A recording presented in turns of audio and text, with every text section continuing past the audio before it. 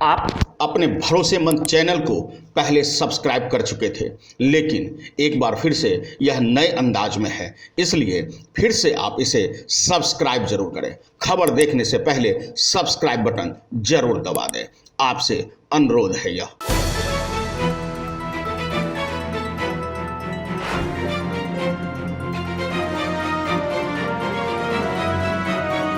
अनुभवी आंखें सच दिखाते हैं, छुपाते नहीं। नमस्कार दोस्तों, आप देख रहे हैं अनुभवी आंखें न्यूज और मैं हूं आपके साथ संतोष गुप्ता।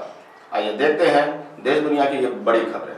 ਸਾਡੇ ਲਈ ਇਹ ਸਾਰੇ ਫੈਮਿਲੀ ਲਈ ਪ੍ਰੋਬਲਮਸ ਆ ਰਹੀ ਹੈ ਨਾ, ਕਿਉਂਕਿ ਅਸੀਂ ਇੰਨੇ ਸਾਲਾਂ ਤੋਂ ਰਹਿ ਰਹੇ ਹਾਂ, ਕਿਸੇ ਨੂੰ ਕੋਈ ਪ੍ਰੋਬਲਮ ਨਹੀਂ, ਨਾ ਰੇਲਵੇ ਨੂੰ ਹੋ ਰਹੀ ਨਾ ਸਾਨੂੰ ਹੋ ਰਹੀ ਸੀਗੀ। ਠੀਕ ਹੈ ਨਾ, ਹੁਣ ਸਾਡਾ ਰੈਜ਼ੀਡੈਂਸ ਵੀ ਇੱਥੇ ਹੀ ਆ, ਸਾਡੀ ਫੈਕਟਰੀਜ਼ ਵੀ ਇੱਥੇ ਹੀ ਆ। ਸਰ ਇਹ ਨਹੀਂ ਹੋਣੀ ਚਾਹੀਦੀ ਕਵਰ, ਕਿਉਂਕਿ ਇੰਨੇ ਸਾਲਾਂ ਤੋਂ ਰੈਜ਼ੀਡੈਂਟ ਆ, ਅਸੀਂ ਰਹਿ ਰਹੇ ਹਾਂ ਹੈ ਨਾ, ਕਾਫੀ ਸਾਲ ਹੋ ਗਏ ਆ ਤੇ ਸਾਡਾ ਆਉਣਾ ਜਾਣਾ ਵੀ ਇੱਧਰੋਂ ਦੀ ਆ ਤੇ ਸਾਨੂੰ ਬਹੁਤ ਪ੍ਰੋਬਲਮ ਕ੍ਰੀਏਟ ਹੋ ਰਹੀ ਹੈ। ਰੇਲਵੇ ਡਿਪਾਰਟਮੈਂਟ ਦੇ ਅਧਿਕਾਰੀਗਣ ਅਸੀਂ ਸਾਰੇ ਅੱਜ ਖੇੜਾ ਰੋਡ ਦੇ ਵਸਨੀਕ ਇਕੱਤਰਤ ਹੋਏ ਹਾਂ। ਇੱਕ ਸਾਡੀ ਬਹੁਤ ਵੱਡੀ ਪ੍ਰੋਬਲਮ ਹੈ, ਉਹ ਪ੍ਰੋਬਲਮ ਤੁਹਾਡੇ ਸਨਮੁਖ ਰੱਖਣਾ ਚਾਹੁੰਦੇ ਹਾਂ।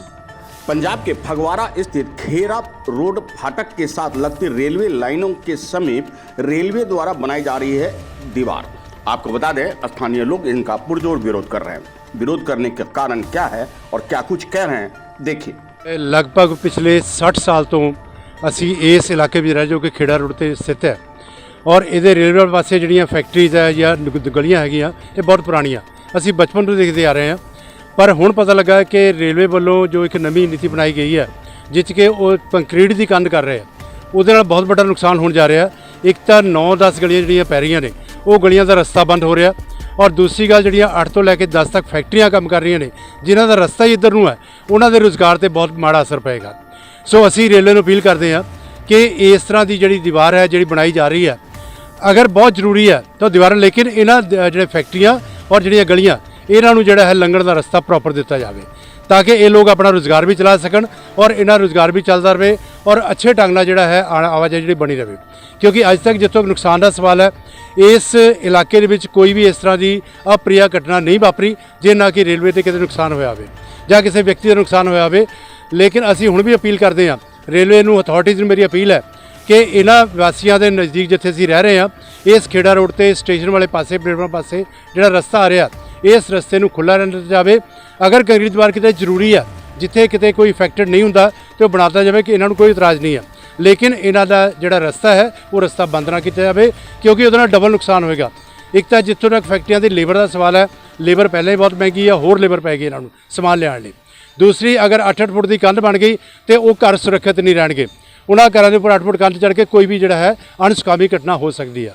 ਸੋ ਸਾਡੀ ਰੇਲਵੇ ਨੂੰ ਇਹੀ ਅਪੀਲ ਹੈ ਬਾਰ-ਬਾਰ ਅਥਾਰਟੀਜ਼ ਨੂੰ ਕਿ ਇਸ ਤਰ੍ਹਾਂ ਦੀ ਅਗਰ ਉਹਨਾਂ ਕੋਲ ਪਲੈਨਿੰਗ ਹੈ, ਯੋਜਨਾ ਹੈ, ਤਾਂ ਇਸ ਯੋਜਨਾ ਨੂੰ ਅਮਲੀ ਜਮ੍ਹਾਂ ਪੈਣਾ ਤੋਂ ਪਹਿਲਾਂ ਇਹਨਾਂ ਲੋਕਾਂ ਦੀ ਜਿਹੜੀ ਹੈ ਤਕਲੀਫਾਂ ਉਹਨਾਂ ਨੂੰ ਸੁਣਿਆ ਜਾਵੇ ਔਰ ਉਸ ਤੋਂ ਬਾਅਦ ਇਹਦਾ ਅਮਲੀ ਜਮ੍ਹਾਂ ਪੈਣਾ ਜਾਵੇ। ਧੰਨਵਾਦ। ਸਾਡੇ ਲਈ ਇਹ ਸਾਰੇ ਫੈਮਿਲੀ ਲਈ ਪ੍ਰੋਬਲਮਸ ਆ ਰਹੀ ਹੈ ਨਾ, ਕਿਉਂਕਿ ਅਸੀਂ ਇੰਨੇ ਸਾਲਾਂ ਤੋਂ ਰਹਿ ਰਹੇ ਹਾਂ, ਕਿਸੇ ਨੂੰ ਕੋਈ ਪ੍ਰੋਬਲਮ ਨਹੀਂ, ਨਾ ਰੇਲਵੇ ਨੂੰ ਹੋ ਰਹੀ ਨਾ ਸਾਨੂੰ ਹੋ ਰਹੀ ਸੀਗੀ।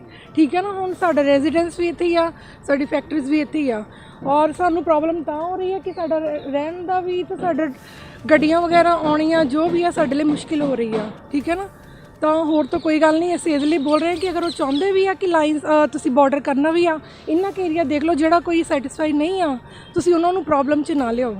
ਠੀਕ ਹੈ ਨਾ, ਬਸ ਇਹੀ ਚਾਹੁੰਦੇ ਅਸੀਂ। ਹਾਂਜੀ ਸਰ। ਹਾਂਜੀ ਮੈਡਮ, ਜਿਹੜੀ ਇੱਕ ਰੇਲਵੇ ਵੱਲੋਂ ਇੱਕ ਦੀਵਾਰ ਬਣਾਈ ਜਾ ਰਹੀ ਹੈ, ਇਹਨੂੰ ਸਾਰਾ ਕਵਰ ਕਰ ਰਹੇ ਆ, ਇਹਦੇ ਬਾਰੇ ਤੁਹਾਡਾ ਕੀ ਕਹਿਣਾ ਵਾ?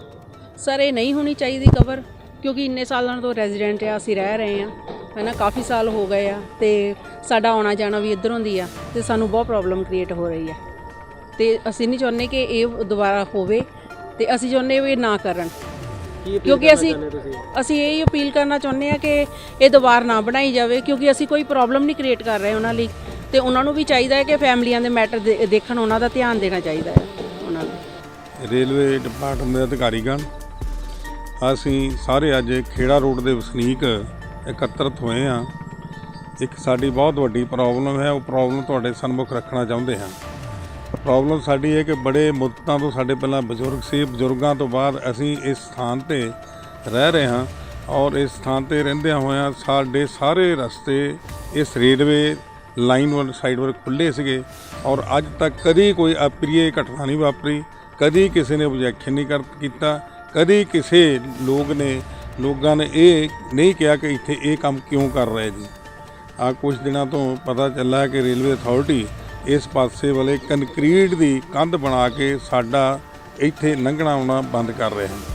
ਮੈਂ ਉਹਨਾਂ ਨੂੰ ਬੇਨਤੀ ਕਰਨਾ ਚਾਹੂੰਗਾ ਕਿ ਦੇਖੋ ਵੱਖਰੇ ਵੱਖਰੇ ਦੇਸ਼ ਬਣ ਗਏ, এনवायरमेंट ਜਿਹੜਾ ਪਰ ਇੱਕ ਰਿਹਾ ਜੀ। ਸੋ ਅੱਜ ਤੱਕ ਜੇ ਅਸੀਂ ਰਹਿੰਦੇ ਹੋਏ ਸੁੱਖ ਦਾ ਸਾਹ ਲੈਂਦੇ ਸੀਗੇ, ਰੇਲਵੇ ਅਥਾਰਟੀ ਨੂੰ ਜਾਂ ਰੇਲਵੇ ਨੂੰ ਕੋਈ ਇੱਦਾਂ ਸਾਡੇ ਕੋਲ ਓਬਜੈਕਸ਼ਨ ਨਹੀਂ ਹੋਇਆ, ਤੇ ਹੁਣ ਇਹ ਕੰਧ ਸਾਡੇ ਬਿਲਕੁਲ ਘਰਾਂ ਦੇ ਅੱਗੇ ਕਰਕੇ, ਸਾਡੀਆਂ ਸਟੈਬਲਾਂ ਦੇ ਅੱਗੇ ਕਰਕੇ ਸਾਨੂੰ ਸਾਹ ਲੈਣ ਤੋਂ ਵੀ ਔਖਾ ਕਰ ਰਹੇ ਹਨ। ਔਰ ਸਾਡੇ ਕਾਰੋਬਾਰ ਜਿਹੜੇ ਉਹ ਅਜਿਹੇ ਕਾਰੋਬਾਰ ਜਿਨ੍ਹਾਂ ਦਾ ਰਸਤਾ ਪਹਿਲਾਂ ਇੱਧਰ ਨੂੰ ਸੀ ਔਰ ਪਰਲੀ ਸਾਈਡ ਨੂੰ ਭਾਵ ਖੇੜਾ ਰੋਡ ਨੂੰ ਨਹੀਂ ਸੀ, ਉਹਨਾਂ ਵਿਚਾਰਿਆਂ ਸਾਰਿਆਂ ਦਾ ਹੀ ਸਾਨੂੰ ਰੋਜੀ ਰੋਟੀ ਤੋਂ ਵੀ ਉਹ ਸਾਨੂੰ ਖੋ ਰਹੇ ਨੇ ਸਾਡੀ ਰੋਜੀ ਰੋਟੀ। ਸੋ ਮੈਂ ਇੱਕ ਬੇਨਤੀ ਕਰਨਾ ਚਾਹੂੰਗਾ ਕਿ ਖੇੜਾ ਰੋਡ ਦੇ ਕਾਫੀ ਲੰਮੇ ਸਮੇਂ ਤੋਂ ਸੇਵਾ ਕਰਨ ਦਾ ਮੌਕਾ ਮਿਲਿਆ ਹੈ ਔਰ ਸੇਵਾ ਕਰਨ ਦੇ ਅੱਜ ਤੱਕ ਕਦੀ ਰੇਲਵੇ ਅਥਾਰਟੀ ਵੱਲੋਂ ਕੋਈ ਅਜਿਹੀ ਖਬਰ ਨਹੀਂ ਆਈ ਕਿ ਜਿਹੜਾ ਕਿ ਹੁਣ ਸਾਨੂੰ ਜਿਹੜਾ ਪਤਾ ਲੱਗ ਰਿਹਾ ਹੈ। ਸੋ ਪ੍ਰਾਰਥਨਾ ਇਹੀ ਹੈ ਕਿ ਲੰਮੇ ਸਮੇਂ ਤੋਂ ਖੇੜਾ ਰੋਡ ਦੇ ਵਸਨੀਕ ਜਿਹੜੇ ਕਿ ਰੇਲਵੇ ਲਾਈਨ ਵੱਲ ਆਪਣਾ ਸੁੱਖ ਦਾ ਸਾਹ ਲੈ ਰਹੇ ਸਨ, ਅੱਜ ਤੱਕ ਕੋਈ ਅਪ੍ਰਿਯ ਘਟਨਾ ਨਹੀਂ ਵਾਪਰੀ, ਕਦੀ ਕੋਈ ਇਹਨਾਂ ਨੇ ਰੇਲਵੇ ਦਾ ਕੋਈ ਇੱਦਾਂ ਦੀ ਕੋਈ ਉਲੰਘਣ ਨਹੀਂ ਕੀਤਾ। ਅਜਿਹੇ ਸਾਰੇ ਵਸਨੀਕਾਂ ਨੂੰ ਇੱਧਰ ਕੰਧ ਨਾ ਕਰਕੇ ਸੁੱਖ ਦਾ ਸਾਹ ਲੈਣ ਦਾ ਮੌਕਾ ਦਿੱਤਾ ਜਾਵੇ। ਇਹ ਸਾਡੀ ਸਾਰੇ ਹੀ ਖੇੜਾ ਰੋਡ ਦੇ ਵਸਨੀਕਾਂ ਦੀ ਔਰ ਸਾਰੇ ਅਦਾਰਿਆਂ ਦੀ ਔਰ ਸਾਰੇ ਵਸਿੰਦਿਆਂ ਦੀ ਬੇਨਤੀ ਹੈ, ਕਿਰਪਾ ਕਰਕੇ ਇਹ ਸਵੀਕਾਰ ਕੀਤੀ ਜਾਵੇ। ਇਹ ਸੱਚੇ ਦਿਲੋਂ ਤੁਹਾਨੂੰ ਸਾਰਿਆਂ ਨੂੰ ਪ੍ਰਾਰਥਨਾ ਹੈ। ਇਸ ਦੇ ਨਾਲ ਪ੍ਰਾਰਥਨਾ ਇੱਕ ਬੇਨਤੀ ਹੋਰ ਵੀ ਆ, ਰੇਲਵੇ ਨੂੰ ਕਿਸੇ ਵੀ ਤਰ੍ਹਾਂ ਦਾ ਕੋਈ ਨੁਕਸਾਨ ਨਹੀਂ ਹੋਣਾ।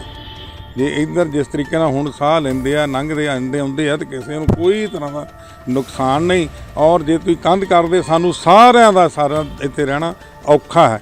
ਜੇ ਰੇਲਵੇ ਅਥਾਰਟੀ ਨੂੰ ਕੋਈ ਨੁਕਸਾਨ ਨਾ ਹੋਵੇ ਤੇ ਕਿਉਂ ਕੰਧ ਕਰਨੀ ਹੈ?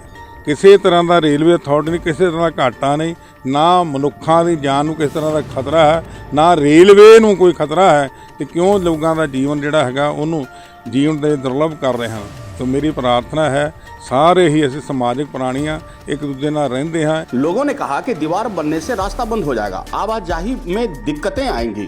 उन्होंने कहा कि जब तक इसकी वैकल्पिक व्यवस्था नहीं की जाती तब तक इस दीवार को बनने नहीं दिया जाएगा। उन्होंने कहा कि यह दीवार बन जाने से दोनों तरफ की आवाजाही अवरुद्ध होगी और खासा परेशानियों का सामना करना पड़ेगा। अब आपको बता दें कि स्थानीय लोगों की मांग है कि जब तक वैकल्पिक व्यवस्था न हो तब तक यहाँ दीवार बनाना स्थगित कर दिया जाए, क्योंकि दीवार बनने के बाद दोनों तरफ से आने जाने वालों को बेहद परेशानियों से गुजरना पड़ेगा और यही वजह है कि वो इनका विरोध कर रहे हैं। अब देखना होगा कि रेल प्रशासन और सरकार किस तरह इसका समाधान ढूंढती है और किस तरह स्थानीय निवासियों को इस परेशानी से मुक्ति मिलती है। पंजाब के फगवाड़ा से रमन कुमार की रिपोर्ट।